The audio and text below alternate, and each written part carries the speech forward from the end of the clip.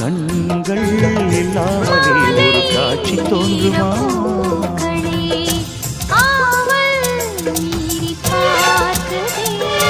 வானம் காதல் வீதிதான் வானம்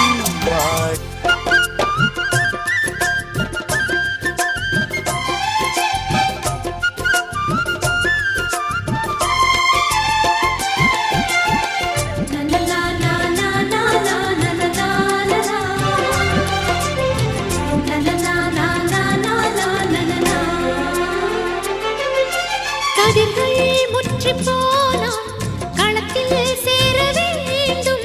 காதல் முற்றி போனால் அது எங்கே சேர வேண்டும்? மலர்கள் கொஞ்சம் சாய்ந்தால் இலைகள் தாங்க வேண்டும். மங்கை கொஞ்சம் சாய்ந்தால் என் மார்பில்